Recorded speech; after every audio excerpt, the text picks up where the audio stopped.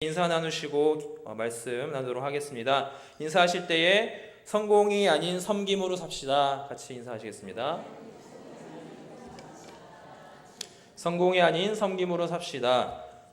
인사 한 말이 좀 그렇게 와닿지 않을 수도 있습니다.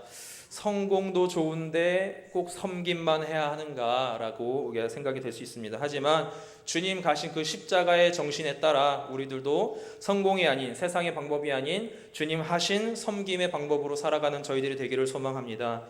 오늘 함께 읽은 본문인 야고보서 5장에서는 이 시대를 살아가는 교회들이, 또한 이 시대를 살아가는 우리 성도들이 빠질 수 있는 유혹, 특히 세속주의, 성공지상주의, 물질만능주의에 있어서 우리가 어떻게 대항해야 하는지, 지혜롭게 어떻게 그것을 우리가 이겨내야 되는지에 대해서 경고를 하는 내용이 기록되고 있습니다. 함께 보진 않았지만 우리 야고보서 5장 1절을 함께 보겠습니다. 1절입니다. 시작.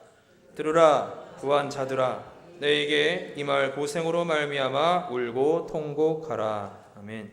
여기서 보게 되면 야고보 사도는 먼저 부한 자들, 특정한 대상인데요, 부한 자들을 향한 경고로 이 5장의 말씀을 시작합니다. 그리고 1절부터 우리 5절까지 보게 되면은 그들이 어떠한 일을 했는지를 쭉 이야기를 합니다. 특히 그들은 어떠한 자들이냐면 부를 축적하기 위하여, 쉽게 얘기해서 성공하기 위하여 악한 방법을 서슴없이 일으킨 사람들인 것을 알 수 있습니다. 4절에 보게 되니까 보라, 너희 밭에서 추수한 품꾼에게 주지 아니한 삭시 소리 지르며 그 추수한 자의 우는 소리가 만군의 주의 귀에 들렸느니라.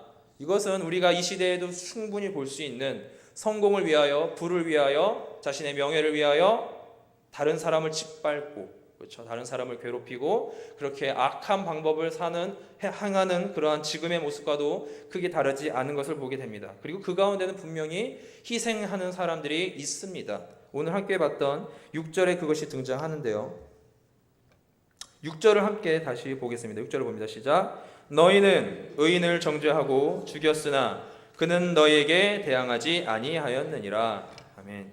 그 가운데 희생당한 자들을 의인이라고 얘기합니다. 어떻게 보면은 이 가운데 그들이 그냥 안타깝게 희생을 당한 것처럼 보이는데 아닙니다. 그들은 무기력하게 희생을 당한 것이 아니라 6장 끝절에 보게 되면 이렇게 기록합니다. 그는 너희에게 대항하지 아니하였다고 되어 있습니다. 이것은 어쩔 수 없이 희생을 당한 것이 아니라 어찌 보면 대항을 할 수 있었으나, 어떠한 그런 저항을 할 수 있었으나 그런 가운데 그들은 그저 그러한 악한 일에 대해서 희생을 당하는 그러한 결과적인 모습을 여기서 우리가 볼 수가 있습니다. 이것은 이 시대를 살아가는 교회들에게, 특히 성도들에게도 우리들이 생각하게 되는 것입니다. 우리가 이 시대를 살다 보면은 우리들도 분명히 주님 가르쳐준 정신대로 희생하는 것이, 그렇죠, 예수님 가르쳐주신 대로 누군가가 왼뺨을 때리면 오른뺨을 내어주고, 누군가가 속옷을 달라면 또 겉옷까지 줘야 되는 그러한 희생의 정신이 우리들에게 요구가 되고 있습니다. 하지만 그러한 정신으로 사는 우리들을 세상은 칭찬을 하나요? 아닙니다. 오히려 그것을 더 악용합니다. 그것을 통해서 우리들은 더욱더 어찌 보면 성공이 아닌 늘 빈곤하고 힘들고 괴로운 나날을 살게 됩니다. 하지만 그런 가운데 여전히 하나님의 말씀은, 불변하시는 하나님께서는 우리들에게 무엇을 원하십니까? 앞서 말했던 제목처럼 우리들은 여전히 주님 하셨던 것처럼 섬김의 길을 가라고 합니다. 그래서 7절에 이렇게 기록합니다. 함께 우리 7절을 보겠습니다. 시작. 그러므로 형제들아, 주께서 강림하시기까지 길이 참으라. 여기까지 한번 보겠습니다. 길이 어떻게 하라고 합니까? 참으라고 합니다. 어찌 보면 그렇게 이 참음의 정신이, 인내의 정신이 이 시대를 살아가는 우리들에게는 그렇게 반가운 이야기는 아니지만 분명히 하나님의 진리는, 하나님의 말씀은 참아라 라고 얘기합니다. 인내해라, 더 낮아져라, 엎드려라 라고 이야기를 하고 있습니다. 여기서 우리들이 중요한 것은 무엇이냐면 우리들은 세상의 방법을 모르는 것이 아니라는 것입니다. 우리 성도님들 아마 충분히 어떻게 하면 우리가 성공할지를 잘 알고 있으실 것입니다. 경험도 하셨을 것이고, 우리가 어떻게 하면은 남들 위에 설 수 있는지, 명예와 더 높은 지위를 차지할 수 있는지 그 원리와 방법은 아마 충분히 잘 아실 것입니다. 하지만 그런 방법 가운데 우리가 놓치지 말아야 할 것은 무엇입니까? 그것 가운데 우리가 철저하게 하나님의 뜻 안에 그것을 감당하는 그 사실인 것입니다. 하지만 그 안에 하다 보면 결국 어떻게 보면은 우리는 성공하지 못하는 그런 결과가 분명히 우리에게 예고되어 있지만 저희들은 그렇게 살아야 합니다. 왜 그렇습니까? 하나님께서는 우리가 그렇게 사는 것이 어떻게 보면은 형통한 인생을 우리에게 허락하셨지만, 우리가 이 세상을 길이 살기를 원하셨지만 그 길이 사는 우리의 형통은 세상이 말하는 형통과는 다르다는 것입니다. 하나님이 원하시는 형통이 다르다는 사실을 우리가 인정해야지만 우리들은 하나님의 뜻 안에 사는 삶이 괴롭지 않다는 것입니다. 그러니까 제 말은 우리가 세상을 살아갈 때에 섬기라는 것이 그냥 무조건 지라는 것이 아니라 하나님이 원하시는 우리의 인생의 정신이 무엇인지를 바르게 알아라는 것이죠. 그저 지세요, 내려놓으세요, 포기하세요 하면은 그것은 결코 쉬운 결정이 아닙니다. 하지만 우리 주님께서 가신 그 길을 우리가 분명히 알고 또한 우리가 어떻게 제자로서 사는지에 대해서 하나님께서 말씀하신지를 알 때에 우리들이 분명한 섬김의 그 본질을 이해할 수 있다는 것입니다. 오히려 우리가 세상에서는 말하는 그런 방법이 아닌 지혜가 우리 이 말씀에 있으며 그 지혜 방법으로 우리가 살아야 하는 것을 분명히 말하는 것입니다.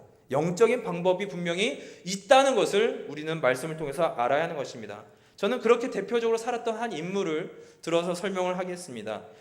그 대표적인 인물은 바로 사도 바울입니다. 사도 바울도 우리들과 동일한 인간입니다. 우리가 사도 바울을 이야기하면 뭔가 특별하고 위대한 사람을 생각하게 되지만 사도 바울도 그 다메섹 도상에서 예수님 만나기 전에는 예수님을 오히려 핍박하였던 우리보다 더한, 우리들도 별반 차이는 없지만 우리들과 동일한 인간이었다는 것입니다. 하지만 그런 사도 바울은 예수님께서 성경에서 크게 인정하며 그의 사역을 성경에서 잘 기록한 이유를 우리가 살펴보면은 왜 그렇게 사도 바울이 특별한지를 우리가 알 수 있습니다. 사도 바울의 특징은 무엇이냐면 그는 우리가 살펴봤던 대로 이미 성공할 수 있는 방법을 충분히 가진, 어떻게 보면 성공한 인생을 살고 있었던 사람이었습니다. 하지만 우리 성도님들이 잘 아시다시피 사도 바울은 어떠한 인생을 살았습니까? 성공하는 인생을 살았습니까? 형통하는 인생을 살았습니까? 물론 하나님 안에 형통한 줄로 믿습니다. 사도 바울은 그 인생을 통하여서 주 안에 성공한 인생을 살았는 줄로 믿습니다. 하지만 우리가 이 사도 바울이 자신이 행했던 선교의 사역과 복음 전파의 사역을 낱낱이 보게 되면은 객관적으로 세상적인 렌즈로 보게 되면은 실패한 인생이라고 볼 수가 있습니다. 왜요? 그는 성공할 수 있는 충분한 요건을 가지고 있었는데 세상에서 잘 먹고 잘 살 수 있는 충분한 스펙을, 그렇죠? 요즘에 그렇게 우리들이 젊은이들이 갖추려고 하는 스펙을 가지고 있었음에도 불구하고 그 스펙을 가지고 산 것이 아니라 자신이 받은 사명, 자신이 받은 하나님의 명령을 지키면서 섬기는 인생을 살았던 것입니다. 그 내용이 어떤지를 우리가 한번 찾아보도록 하겠습니다.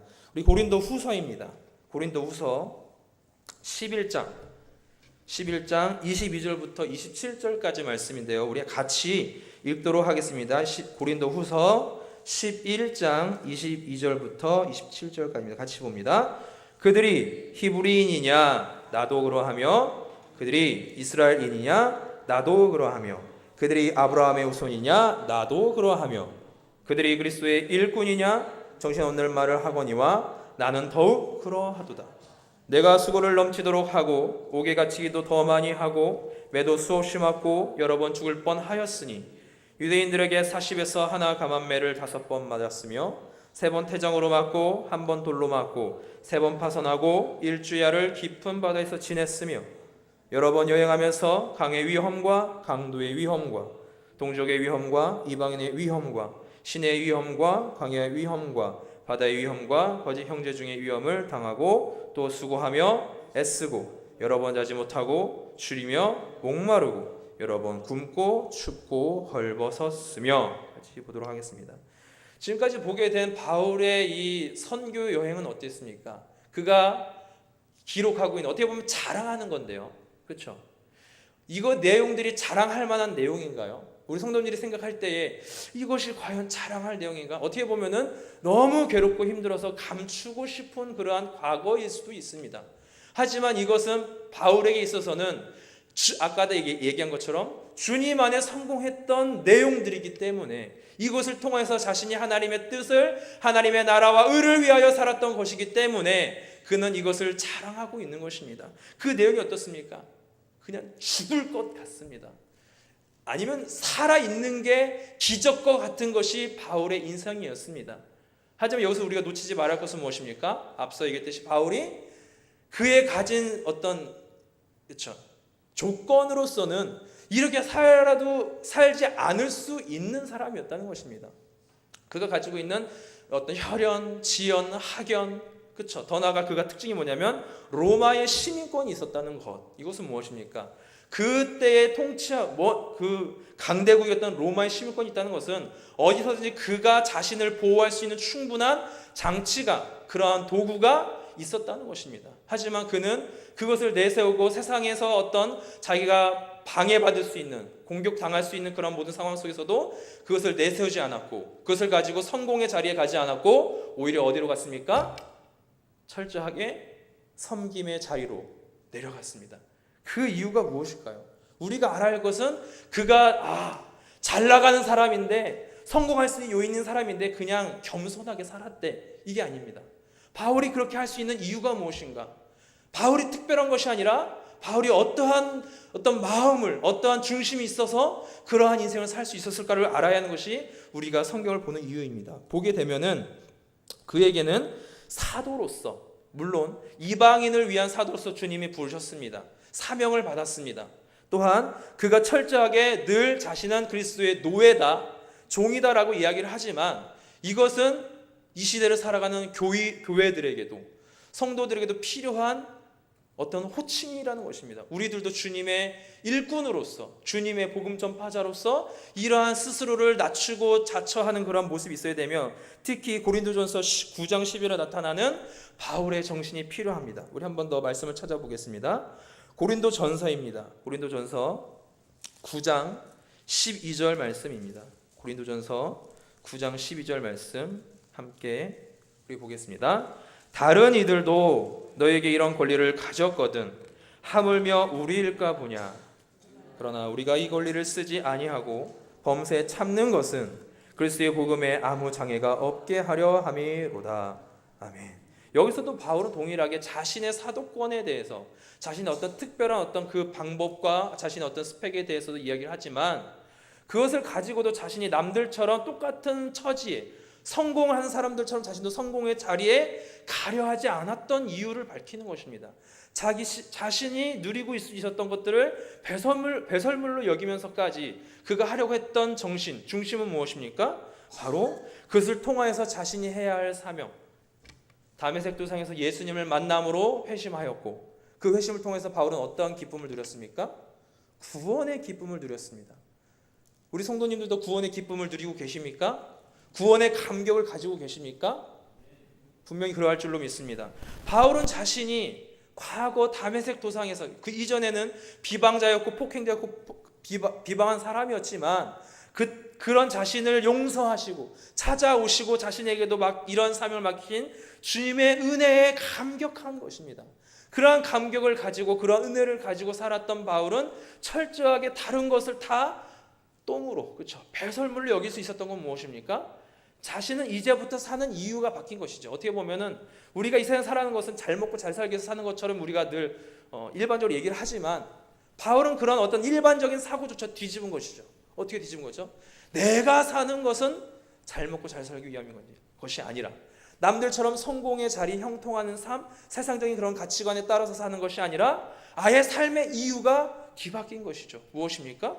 복음을 전파하는 것이며, 자신이 가지고 있는 세상적인 것을 내려놓을 수 있었던 것은 그 복음을 전파하는 것에 장애가 되지 않도록, 예수님이 전파되는 것에 다른 것이 뒤섞이지 않도록 그렇게 하기 위해서 철저하게 자신을 내려놓은 것입니다.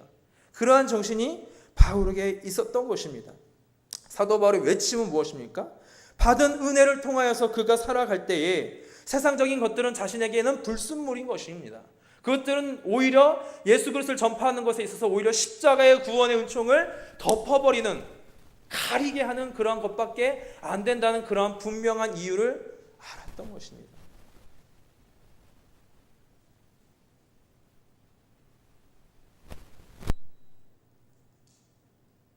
그래서 바울은 성공하는 삶을 살 수 있었음에도 불구하고 아까 봤던 우리 바울의 고생했던 이야기들처럼 그러한 고생을 겪으면서도 끝까지 복음 전파의 사명을 담당할 수 있었던 것입니다.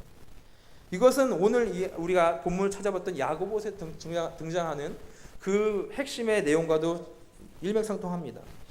오늘 말씀 야고보서 5장 7절을 보게 되면 이렇게 기록이 됩니다. 함께 우리 7절 말씀을 같이 찾아보도록 하겠습니다. 5장 7절입니다. 같이 봅니다. 시작. 그러므로 형제들아 주께서 강림하시기까지 길이 참으라. 보라 농부가 땅에서 나는 귀한 열매를 바라고 길이 참아 이른 비와 늦은 비를 기다리니. 아멘. 여기서는 이른 비와 늦은 비에 대한 교훈을 이야기하면서 우리가 왜 참아야 하는지, 왜 세상적인 방법이 아닌 성공이 아닌 섬김의 자리로 내려가야 하는지 또 다른 이유를 제시합니다. 무엇보다도 앞서 얘기했던 바울이 가졌던 예수의 정신, 십자가의 그 내려놓음이 분명히 필요합니다. 하지만 그것 가운데 더한 은혜를 주시는 건 무엇이냐면 그러한 인생을 살아가는 대항하지 않고, 그렇죠? 대항하지 아니하고 참고 인내하는 자에게 주시는 축복이 있다는 것입니다. 우리 그런 자들을 위하여 하나님께서 일하시는 내용이 무엇입니까? 농부가 땅에서 나는 귀한 열매를 바라고 길이 참아 이른 비와 늦은 비를 기다리는 것처럼 이른 비와 늦은 비로 부어주시는 은혜를 그들이 체험한다는 것입니다. 구약 성경을 보게 되면은 종종 하나님의 은혜에 대해서 이른 비와 늦은 비를 대하여서 설명을 합니다. 이것은 이 성경 지리에 대한 이해가 좀 필요한데요. 우리 이 대한민국과는 달리 이 팔레스타인 지역은 건기와 우기로 나뉘는 그런 특별한 기후를 갖고 있고요. 우기가 있을 때가 아니라면 농사는 성공할 수 없는 것인데 이 우기의 시기도 일정하지 않았다는 것이죠. 근데 그때마다 그 열매를 맺기를 바라는 농부들에게 이르게 내리는 비가 있어서 그것이 더 농사를 지을 수 있는 도 효과를 주는 것이고, 또한 우기가 비록 끝났더라도 건기가 왔다 하더라도 뒤늦게 내리는 비로 말미암아 그 농사를 더 잘할 수 있었던 그러한 이 농사의 사정이 있다는 것입니다. 무슨 말이냐면 자연의 원리로서는 우리가 이미 어떻게 보면은 성공할 수 없고 농사를 잘 지을 수 없는 그러한 환경이지만 우리가 바라지 않을 때에 우리의 필요를 아시고 채워주시는 주님의 은혜가 있다는 것을 여기에서 말하고 있는 것입니다. 우리들이 늘 바라고 하나님께 간구를 합니다. 주님 이것 좀 주세요. 하나님 도와주세요. 하지만 그 바람이 즉각적으로 이루어지시나요? 물론 즉각적으로 이루어질 때도 있지만 아닐 때가 더 많다고 봅니다. 왜 그러할까요? 내가 아는 나보다, 내가 아는 나의 이 모든 사정보다 우리 주님이 그것을 더 잘 아시며 또 그것 가운데 더 필요한 것이 무엇인지를 아시기 때문에 때에 맞는 은혜를 주시는 하나님의 그 방법이 있기 때문인 것입니다. 그래서 모든 만사에는 때가 있다고 잠언에 또 기록되어 있듯이 우리에게 정하신 때에 따라서 주시는 은혜를 경험하는 사람이라면 그 가운데 더욱더 우리가 인내를 할 수 있다는 것입니다. 그래서 우리가 이 야고보 사도가 이야기하는 이 은혜 가운데 우리가 할 수 있는 것은 무엇입니까? 8절, 9절 말씀입니다. 함께 우리 8절, 9절 말씀을 봅니다. 시작. 너희도 길이 참고 마음을 굳건하게 하게 하라. 주의 강림이 가까우니라. 형제들아 서로 원망하지 말라. 그리하여야 심판을 면하리라. 보라 심판주가 문 밖에 서 계시니라. 아멘. 또한 야고보서는 무엇을 얘기하냐면요, 임박한 주님의 재림이 있음을 이야기합니다. 이 시대를 살아가면서 우리들은 종말론적인 삶을 살고 있다고 얘기합니다. 아무리 성도님들이 와닿을지는 모르겠는데요, 늘 우리가 말세다 하지만 정말 우리가 마지막 때라는 그런 인식을 잘 못합니다. 하지만 성경을 통해서 알 수 있는 것은 무엇이냐면 이미 주님의 재림은 이미 우리에게 이제 시작된 것 같다는 것이죠. 우리들은 그때를 바라면서 마치 혼인잔치를 신랑을 맞이하기 위해서 준비하는 그런 자로서 살아가고 있는데, 그때를 살아가는 우리들이 또한 기억할 것은 무엇이냐면 그때가 있기 때문에 지금을 참아내야 된다는 것이죠. 마지막 때라는 생각을 하지만 여전히 인간적인 약함은 무엇입니까? 아무리 그래도 잘 먹고 잘 살고 싶다는 것, 세상의 방법을 통해서 차라리 내가 좀 더 나은 인생을 살고 싶다는 그런 유혹이 있다는 것이죠. 이 시대의 교회가 왜 세속주의에 빠지고 하나님이 영이 임하시는, 하나님의 임재하시는 교회라고 하는데 왜 교회가 타락할까? 여전히 그곳에 모이는 우리들의 약함이 있다는 것이고, 그것 가운데 우리들이 세속적으로 넘어갈 수 있는 것은 우리들의 시선이, 우리의 생각이, 우리의 모든 것들이 여전히 세상에서 바로 설기에는 너무나도 연약하다는 것입니다. 하지만 그것 가운데 다시 한번 그것을 바르게 정립시켜주는, 우리가 그것을 견디게 하는, 그러한 인내하게 하는 그러한 중요한 이 말씀은 무엇입니까? 주님의 재림의 때, 심판의 때가 가까웠다는 것입니다. 그래서 9절에 심판주가 문 밖에 서 계시니라. 이 비유가 이해가 되시나요? 언제든지 주님 오실 준비가 되어 있고 아버지의 때가 되면 분명히 임하신다는 것, 우리가 늘 그렇게 주님의 다시 오심을 간절히 원하지만 우리들은 점점 그것을 늘 잊고 산다는 것이죠. 하지만 우리에게는 분명히 필요합니다. 마치 사도 요한이 마지막에 아멘 주 예수여 오시옵소서라고 외쳤던 것처럼 다시 오실 주님을 예비하면서 준비하면서 지금을 참아내는 것이 우리들에게 필요할 줄로 믿습니다. 그것 가운데 우리들이 또한 오늘 기억해야 할 것은 바로 그것 가운데 우리가 세상적인 방법이 아닌 하나님의 방법으로 철저히 무장되어야 한다는 것입니다. 그래서 이 야고보서 5장 1절부터 얘기했던 부를 위하여, 성공하기 위하여 악행을 저지른 사람들 앞에서도 우리가 저항하지 않고 우리가 참아야 하는 그것은 무엇입니까? 9절에 보게 되니까 형제들아 서로 원망하지 마라. 이것은 무엇입니까? 악한 행동에 우리가 악하게, 그들의 어떤 악한 방법에 우리가 동일하게 저항하지 말아야 하는 것이 그리스도의 뜻이라는 것이죠. 하나님의 뜻이라는 것이죠. 우리가 너무나도 잘 알듯이 십계명을 통하여서 우리가 철저히 지켜야 할 신앙의 강령을 너무나 잘 알고 있습니다. 하지만 우리가 아는 것만큼 살지 못하는 것이 아마 우리 신앙의 아이러니라고 봅니다. 하지만 여전히 우리가 다시 한번 말씀을 통해서 우리가 되새기는 것은 무엇입니까? 주님의 때에 분명히 임할 것이며 그 가운데 주님이 원하시는 것은 우리가 세상적인 방법이 아닌 하나님의 방법으로 살아야 하는 것이 자녀로서, 제자로서의 마땅한 삶이기 때문인 것입니다. 그래서 우리가 살아갈 때에 주님 가신 그 십자가의 그 길을 우리들은 늘 기억하면서 살아가야 하는 것입니다. 그것은 그저 우리가 살든지 말든지 어떤 선택권이 있는 것이 아니라 우리가 주님의 은혜에 참여했다면, 우리 중심에 그리스도의 그 십자가의 은혜가 있다면, 그 감격이 남아 있다면 우리들은 하나님의 영광을 위하여 살아야 하는 것입니다. 왜 그렇습니까? 여기서 야고보 사도가 또한 우리가 철저하게 주님의 방법으로 살아야 하는 것은 무엇이냐면 그것을 통하여서, 우리를 통하여서 주님의 복음의 전파가 어찌 될 수 있다는 것입니다. 무엇이냐면 우리가 예수님을 믿는다 고백하고 교회에 이렇게 모여서 예배를 드리지만 실제 우리가 세상적인 방법대로 산다면, 세상과 별반 다를 바 없이 산다면은 그것은 하나님의 영광을 가리는 것이며 또한 주님께서 위하여 죽으신 형제들을 더 이 어두운 가운데 슬피 울며 이를 우는 그 자리 가운데에 떨어지게 하는 그러한 결과를 낳게 되기 때문인 것입니다. 그래서 주님은 우리에게 무엇을 원하십니까? 열매 맺기를 원하십니다. 주님의 곁에 우리가 포도나무 비유를 통해서 알 수 있듯이 주님의 곁에 머물러서 주님 안에서 열매를 맺을 때에 또 다른 가지가 열매를 맺을 수 있듯이 그렇게 우리의 삶을 통하여서 하나님의 찾으시는 영혼이 돌아오기를 원하시는 그런 주님의 뜻을 우리들은 기억해야 하는 것입니다. 그래서 우리들은 이 야고보 사도가 얘기했던 것처럼 인내하고 참아야 하는 그 이유를 분명히 알아야 하는 것입니다. 말씀을 정리하겠습니다. 아마 성도님들은 오늘 이 자리에 나오기까지 만만치 않은 인생을 살아왔을 것입니다. 또한 기가 막힌 일, 또한 어마어마한 그러한 어려운 일도 또한 겪어보셨을 것입니다. 하지만 그럼에도 불구하고 여전히 이 자리에 나오신 이유는 무엇입니까? 이 자리에 나와서 하나님의 말씀을 들으시는 이유는 무엇입니까? 그럼에도 불구하고 세상에서 아무리 치이고 우리가 어지럽힘을 당한다 하더라도 주님을 통하여서 주님의 방법을 알아야지만 내가 이 세상을 살 수 있다는 그 사실이기 때문인 줄로 믿습니다. 주님의 방법이 없다면, 주님의 방법을 아니라면 우리는 결코 성공을 이룰 수 없다는 것입니다. 그래서 모든 일에 원망과 시비가 없게 하라고 하신 말씀처럼 우리가 그렇게 살아야 하는 것은 바로 우리에게 맡겨진 주님의 사명 때문인 것입니다.